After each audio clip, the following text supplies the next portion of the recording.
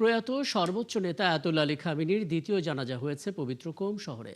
সপ্তাহব্যাপী রাষ্ট্রীয় শেষ বিদায় অনুষ্ঠানের অংশ হিসেবে কোমে নেওয়া হয়েছে তার মরদেহ। সেখানে জামকারান মসজিদে জানাজার পর বিশাল এক শোক র্যালি বের হয়। এরপর ইরাকের পবিত্র নগরী নাজাফ এবং কারবালা ঘুরে আগামী 9 জুলাই মাশহাদে দাফন করা হবে তাঁকে। বিস্তারিত জানাচ্ছেন আরাফাত ইসলাম। তেহরানের গ্র্যান্ড মোসাল্লা ও আজাদি স্কোয়ারে সর্বসাধারণের শ্রদ্ধা নিবেদনের পর পবিত্র শহর কোমে নেওয়া হয়েছে আয়াতুল্লাহ আলী খামেনির মরদেহ। কোমের গভর্নর জানিয়েছেন, স্থানীয় সময় মঙ্গলবার সকাল 6টায় জামকারান মসজিদে খামেনির জানাজার নামাজ হয়। এতে লাখো মানুষের উপস্থিতি দেখা গেছে। জানাজার পর পায়াম্বারে আজম বুলেভার্ড থেকে হজরত মাসুমে আলাইহি ওয়াসাল্লামের পবিত্র মাজার পর্যন্ত বিশাল শোক র্যালি বের হয়। আগে থেকেই নিচ্ছিদ্র নিরাপত্তার চাদরে ঢেকে ফেলা হয়েছিল কোম নগরীকে। এর আগে সোমবার তেহরানে প্রায় 10 কিলোমিটার দীর্ঘ শোকযাত্রায় অংশ নেন লাখো মানুষ। পুরো শোকযাত্রা শেষ করতে 12 ঘন্টার মতো সময় লাগে। শোক মিছিলে অংশ নেয়া দেশটির নাগরিকরা জানান, প্রিয় নেতার শোককে শক্তিতে রূপান্তর করতে চান তারা। এই অনুষ্ঠানে এসে আমি আবেগ আপ্লুত হয়ে পড়েছি। কোটি মানুষ এখানে সমবেত হয়েছে শুধু ভালোবাসা জানাতে। ইরানের মানুষ তাদের প্রিয় নেতাকে হারিয়েছে। আমরা সবাই গভীরভাবে শোকাহত। এই শোককে শক্তিতে রূপান্তর করে এগিয়ে যেতে হবে। রবিবার তেহরানে খামেনি, তার পরিবারের নিহত সদস্য এবং স্বজনদের জানাজার নামাজে ইমামতি করেন আয়াতুল্লাহ জাফর সোবহানি। এ সময় রাশিয়া, চীন, ভারত, পাকিস্তান, ইরাক, তুরস্ক ও তাজিকিস্তান সহ বিভিন্ন দেশের উচ্চ পর্যায়ের প্রতিনিধি এবং কূটনীতিকরা শ্রদ্ধা জানান। আগামীকাল মরদেহ নেওয়া হবে ইরাকের পবিত্র শহর নাজাফ ও কারবালায়। সেখানে ইমাম আলী আলাইহি ওয়াসাল্লাম, ইমাম হুসাইন আলাইহি ওয়াসাল্লাম এবং হজরত আব্বাস আলাইহি ওয়াসাল্লামের পবিত্র মাজারে শ্রদ্ধা নিবেদনের পর 9 জুলাই খামেনির ইচ্ছা অনুযায়ী মাশহাদে ইমাম রেজা আলাইহি ওয়াসাল্লামের পবিত্র মাজার প্রাঙ্গণে দাফনের মাধ্যমে শেষ হবে এই সপ্তাহব্যাপী রাষ্ট্রীয় শেষ বিদায় অনুষ্ঠান। আরাফাত ইসলাম, 71। আগামী বুধবার ইরাকের কারবালায় নেওয়া হবে ইরানের প্রয়াত সর্বোচ্চ নেতা আয়াতুল্লাহ আলী খামেনির মরদেহ। প্রশ্ন উঠছে, ইরাকে কেন তার মরদেহ নেওয়া হবে? বাগদাদের জন্য কতটা গুরুত্বপূর্ণ খামেনির শোকানুষ্ঠান? এর পেছনে কি অন্য কোনো বার্তা আছে? এ সমস্ত প্রশ্নের উত্তর খুঁজেছেন মনিরুজ্জামান বাবু। আয়াতুল্লাহ আলী খামেনির শেষ বিদায়ের অনুষ্ঠান শুধু ইরানের নয়, বরং ইরাকের জন্য একটি গুরুত্বপূর্ণ রাজনৈতিক ও ধর্মীয় ঘটনা। 8 জুলাই খামেনির মরদেহ নিয়ে যাওয়া হবে ইরাকে। সেখানে কারবালা ও নাজাফ শহরে সরকারি সমন্বয়ে বড় পরিসরে শোকানুষ্ঠান হবে। এরপর মরদেহ আবার ইরানের মাশহাদে নিয়ে গিয়ে দাফন করা হবে। বিশ্লেষকরা বলছেন, রাজনৈতিক নেতাদের জানাজা শুধু একজন ব্যক্তিকে বিদায় জানানোর অনুষ্ঠান নয়, এটি রাজনৈতিক ঐক্য, বৈধতা এবং নেতৃত্বের ধারাবাহিকতা প্রদর্শনের মাধ্যম। তাই খামেনির জানাজার আনুষ্ঠানিকতাকে ইরান তার আঞ্চলিক মিত্রদের মধ্যে ঐক্য ও সমর্থন নিশ্চিত করার একটি সুযোগ হিসেবে দেখছে। ইরাকের গুরুত্বের প্রধান কারণ হলো এটি শিয়া ইসলামের অন্যতম পবিত্র ভূখণ্ড। কারবালা ও নাজাফ শতাব্দীর পর শতাব্দী ধরে শিয়া ধর্মীয় শিক্ষা ও নেতৃত্বের কেন্দ্র। অতীতে কাজার রাজবংশের কয়েকজন ইরানি রাজাকেও কারবালায় দাফন করা হয়েছিল। তাই ইরাকে খামেনিকে স্মরণ করার মাধ্যমে তার রাজনৈতিক ও ধর্মীয় উত্তরাধিকারকে শিয়া ঐতিহ্যের সঙ্গে যুক্ত করা হচ্ছে। সাম্প্রতিক বছরগুলোতে ইরানের আঞ্চলিক অবস্থান নানা চ্যালেঞ্জের মুখে পড়েছে। সিরিয়ায় তাদের প্রভাব কমেছে, লেবাননে চাপ বেড়েছে এবং ইরাকে পিএমইউকে রাষ্ট্রের অধীনে আনার প্রচেষ্টা চলছে।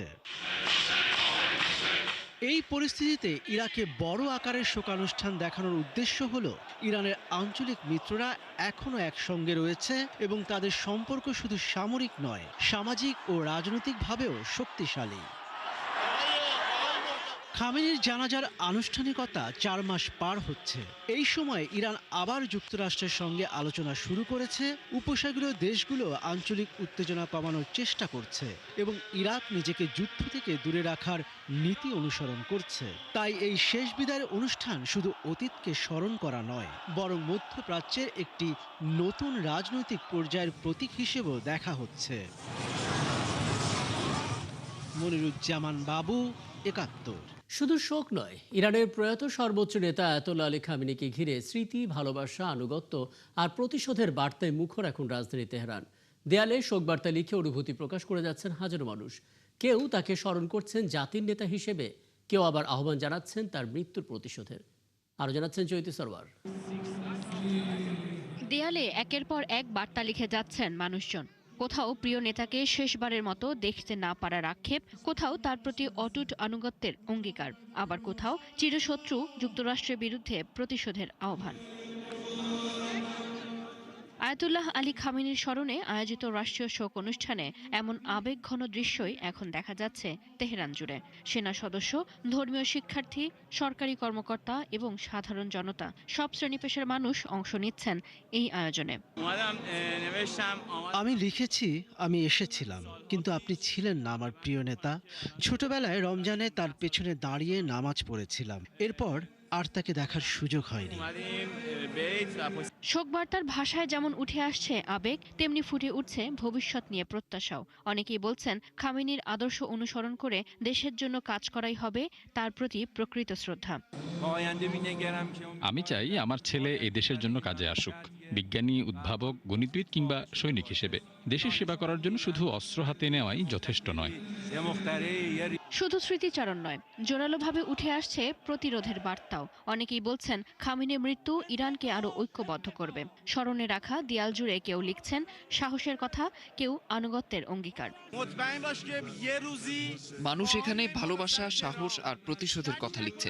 আমরা চাই না আমাদের নেতার রক্তের বিচারহীনতা থেকে যাক। তার মৃত্যুতে মনে হয়েছে যেন আবারও নিজের বাবাকে হারিয়েছি।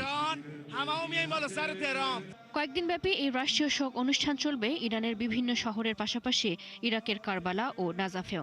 রাষ্ট্রীয় এই শোক অনুষ্ঠানের মধ্য দিয়ে খামেনির প্রতি জনশ্রদ্ধা তুলে ধরার পাশাপাশি ইসলামী প্রজাতন্ত্রের প্রতি জনগণের সংহতির বার্তাও যেন দিতে চাইছে তেহরান। চৈতি সরওয়ার, ৭১। আর এসবের মধ্যে হরমুজ প্রণালীতে দুটি বাণিজ্যিক জাহাজে ইরানের বিপ্লবী গার্ড বাহিনী ক্ষেপণাস্ত্র হামলা চালিয়েছে বলে দাবি করেছে যুক্তরাষ্ট্র। সোমবার রাতে হামলা চালানো হয়। দুই মার্কিন কর্মকর্তার বরাতে এক্সিওসের এক প্রতিবেদনে এই তথ্য জানানো হয়। যুক্তরাজ্যের সামুদ্রিক বাণিজ্য কার্যক্রম সংস্থা ইউকেএমটিএও জানিয়েছে, ওমানের লিমা থেকে প্রায় 15 কিলোমিটার পূর্বে দক্ষিণ দিকে যাওয়ার সময় একটি ট্যাঙ্কারের বাম পাশে অজ্ঞাত কোনো বস্তুতে আঘাত লাগে এবং তখন আগুন ধরে যায়। এতে কোনো হতাহতের খবর পাওয়া যায়নি। আক্রমণের শিকার হওয়া জাহাজগুলোর মধ্যে একটি কাতারের স্থানীয় শিপিং কোম্পানির গ্যাসবাহী ট্যাঙ্কার আল রেকায়েত। এর আগে ইরান সতর্ক করেছিল হরমুজ প্রণালীতে ওমানের জলসীমার দক্ষিণ দিকের রুট ব্যবহার না করতে। শিরোনামে বলছিলাম, ফিলিস্তিনের গাজা উপত্যকায় দীর্ঘ 2 দশকের শাসন ক্ষমতার অবসান ঘটালো হামাস। যুদ্ধবিধ্বস্ত এই অঞ্চলের বেসামরিক শাসন পরিচালনার জন্য একটি টেকনোক্র্যাট কমিটির হাতে ক্ষমতা ছেড়ে দেওয়ার ঘোষণা দিয়েছে গোষ্ঠীটি। তবে যুক্তরাষ্ট্র এবং ইসরায়েলের দাবি মেনে একতরফা নিরস্ত্রীকরণের কোনো প্রতিশ্রুতি দেয়নি হামাস। এছাড়া কবে নাগাদ শাসনভার হস্তান্তর করা হবে তাও জানানো হয়নি। মনিরুজ্জামান বাবুর আরও একটি রিপোর্ট। 2006 সালের সাধারণ নির্বাচনে জয়ের পর 2007 সালে ফাতাহর সঙ্গে সংঘাতের মধ্য দিয়ে গাজার নিয়ন্ত্রণ নিয়েছিল হামাস। এরপর থেকে দীর্ঘ প্রায় 20 বছর ধরে তারা এই অঞ্চলে শাসন করে আসছিল। গত বছরের অক্টোবরে যুক্তরাষ্ট্রের মধ্যস্থতায় ইসরায়েলের সঙ্গে একটি যুদ্ধবিরতি কার্যকর হওয়ার পর থেকেই হামাস বেসামরিক প্রশাসন থেকে সরে দাঁড়ানোর ইঙ্গিত দিয়েছিল। তবে গোষ্ঠীটির নিরস্ত্রীকরণের বিষয়টি এখনও অমীমাংসিত রয়েছে। হামাসের সরকারি মিডিয়া অফিসের প্রধান ইসমাইল আল থাওয়াপ্তা বলেছেন, সরকারের জরুরি কমিটির প্রধান মোহাম্মদ আল ফাররা আনুষ্ঠানিকভাবে তার পদত্যাগপত্র জমা দিয়েছেন। এনসিএসজির কাছে প্রশাসনিক ও সরকারি ক্ষমতা হস্তান্তরের প্রক্রিয়া সহজ করতে এই কমিটি বিলুপ্ত করারও সিদ্ধান্ত নেওয়া হয়েছে। আমরা ফিলিস্তিন জনগণকে নিশ্চয়তা দিচ্ছি যে সরকারি ব্যবস্থায় কর্মরত ব্যক্তিরা আমাদের জনগণের জন্য সেবা প্রদান অব্যাহত রাখবেন। হামাস ও ইসরায়েলের মধ্যে যুদ্ধবিরতির মধ্যস্থতা করতে মার্কিন প্রেসিডেন্ট ডোনাল্ড ট্রাম্প 2025 সালের অক্টোবরে বোর্ড অব পিসের মাধ্যমে এলসিএজি গঠন করেছিলেন।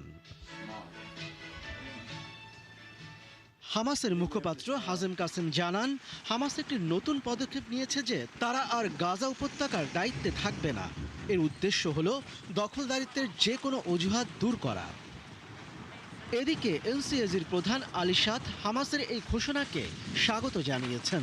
তিনি সামাজিক যোগাযোগ মাধ্যমে বলেছেন, প্রয়োজনীয় সম্পদ ও সক্ষমতা নিশ্চিত হওয়া মাত্রই এনসিএজি গাজার দায়িত্ব নিতে সম্পূর্ণ প্রস্তুত। বিশ্লেষকরা বলছেন, হামাসের শাসনভার ছেড়ে দেওয়ার গুরুত্ব অনেক, বিশেষ করে একটি স্থবির শান্তি প্রক্রিয়াকে পুনরুজ্জীবিত করার ক্ষেত্রে এর গুরুত্ব রয়েছে। তবে গাজার সাধারণ জনগণ মনে করছেন, বর্তমান সংকটময় পরিস্থিতিতে কেবল এই পদক্ষেপটুকুই যথেষ্ট নয়। মনিরুজ্জামান বাবু, ৭১। তীব্র তাপপ্রবাহে বিপর্যস্ত পৃথিবীর উত্তর পশ্চিম অংশ, প্রচণ্ড গরমে নাজেহাল গোটা ইউরোপ এবং যুক্তরাষ্ট্র। অন্যদিকে প্রশান্ত মহাসাগরে তৈরি হচ্ছে শক্তিশালী সুপার টাইফুন বাভি। এশিয়া জুড়ে টানা বৃষ্টিতে হয়েছে বন্যার ভূমিধস। এই পরিস্থিতিতে নতুন করে উদ্বেগ বাড়ছে জলবায়ু পরিবর্তনের প্রভাব নিয়ে। চৈতি সরোয়ারের আরও একটি রিপোর্ট। ইউরোপ জুড়ে চলছে তীব্র তাপপ্রবাহ, আর অতিরিক্ত তাপে একের পর এক বনাঞ্চলে আগুন লেগে যাচ্ছে। দাবানল ছড়িয়ে পড়েছে দক্ষিণ ফ্রান্সে। স্পেন সীমান্তে আগুনের ঝুঁকিতে থাকা প্রায় 10,000 মানুষকে নিরাপদে সরিয়ে নেওয়া হয়েছে। এরই মধ্যে পুড়ে ছাই হয়ে গেছে 4,500 হেক্টরের বেশি বনভূমি। আগুন নিয়ন্ত্রণে বিশেষ উড়োজাহাজ মোতায়েন করেছে ইউরোপীয় ইউনিয়ন।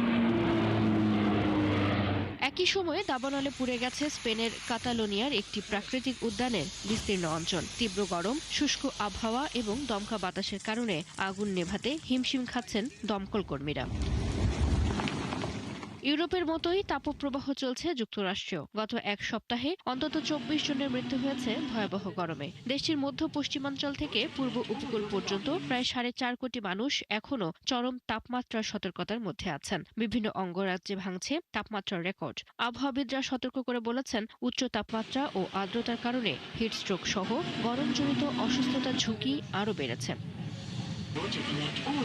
অন্যদিকে প্রশান্ত মহাসাগরে সুপার টাইফুন বাভি ঘন্টায় প্রায় 290 কিলোমিটার বেগে আঘাত হেনেছে গুয়াম ও মারিয়ানা দ্বীপপুঞ্জে। প্রবল বাতাস ও ভারী বৃষ্টিতে ক্ষতিগ্রস্ত হয়েছে বিভিন্ন স্থাপনা। বাসিন্দাদের নিরাপদ আশ্রয়ে থাকার নির্দেশ দিয়েছে স্থানীয় প্রশাসন।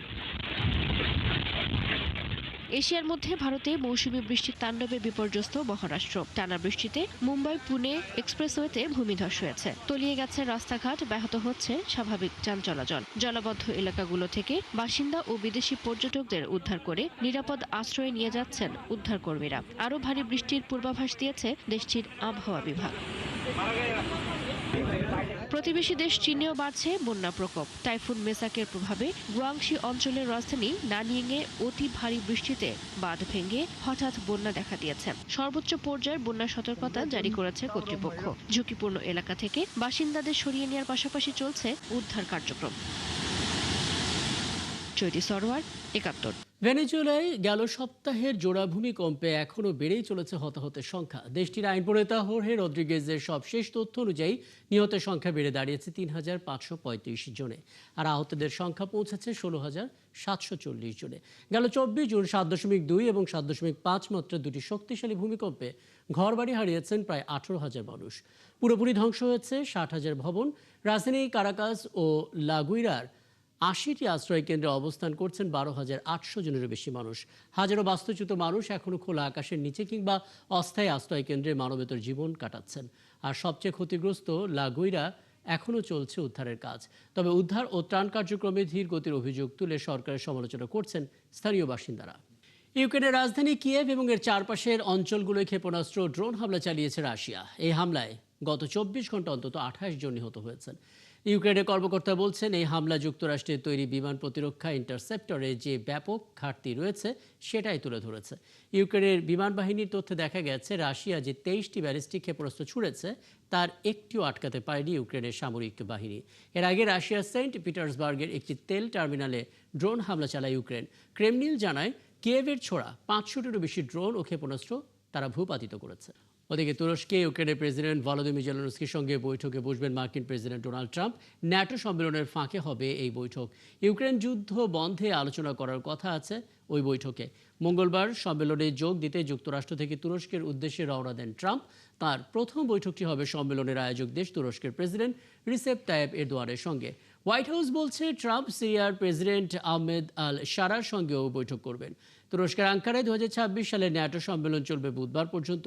এবারে সম্মেলনে ন্যাটো মিত্রদের তাদের প্রতিরক্ষা ব্যয় বাড়ানোর জন্য আহ্বান জানাবেন ট্রাম্প, এমনটাই বলেছে মার্কিন কর্মকর্তার বরাতে রয়টার্স। প্রশান্ত মহাসাগর একটি পারমাণবিক সাবমেরিন থেকে ব্যালিস্টিক ক্ষেপণাস্ত্রের পরীক্ষা চালিয়েছে চীনের সামরিক বাহিনী। সোমবার দুপুরে চালানো এই পরীক্ষার পর উদ্বেগ প্রকাশ করেছেন অস্ট্রেলিয়া সহ কয়েকটি দেশের নেতারা। চীনের রাষ্ট্রীয় বার্তা সংস্থা সিনহুয়া জানিয়েছে, বার্ষিক সামরিক প্রশিক্ষণের একটি নিয়মিত আয়োজন ছিল এটি। এই পরীক্ষা কোনো নির্দিষ্ট দেশ বা লক্ষ্যবস্তুকে উদ্দেশ্য করে করা হয়নি বলেও জানিয়েছে চীন।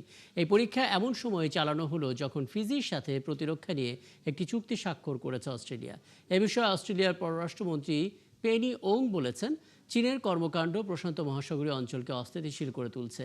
চীন গত বছর বেইজিংয়ে অনুষ্ঠিত একটি সামরিক প্যারেডে JL-3 ক্ষেপণাস্ত্রটি প্রদর্শন করেছিল, যা দেশটির ক্রমবর্ধমান পারমাণবিক অস্ত্রের অন্যতম বড় অংশ।